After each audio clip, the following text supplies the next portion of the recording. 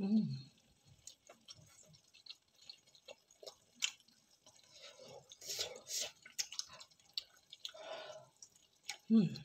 Harap.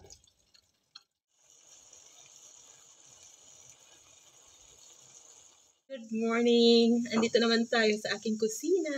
Welcome! So ngayon po ay magawa po tayo ng homemade na picadilly, beef picadillo recipe. Ayan. Sa lahat ng nanood sa aking mga recipe, thank you so much. So ayan. Ito ay beef, ground beef. So hindi ako naglagay ng mantika. So mamaya pa.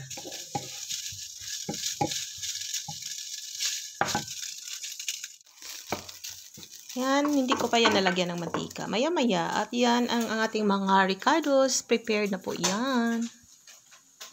So, maglagay na ako ng minced onions and garlic.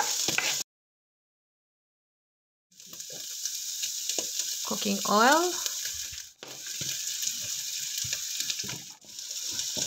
Then, carrots and potatoes. Maya-maya na yung kamatis.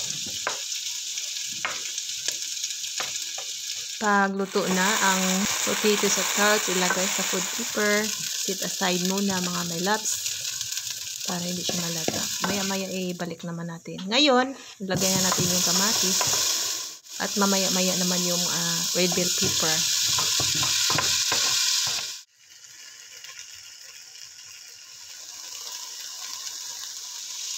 Ngayon ay naglagay ko ng 1 tablespoon tomato paste, 1 tablespoon soy sauce, nilagay ko na uli. At then meron akong gulay dito na green peas.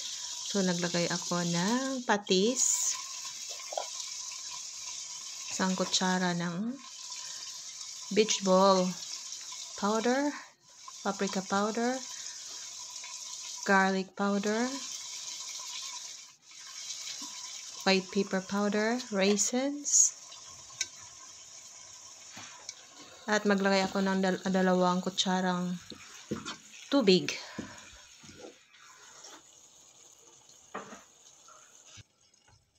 Tikiman time. You can try. If you like this video, don't forget to react on comments and follow for more. Dahil marami pa tayong mga easy recipe dito sa aking page. Sarap.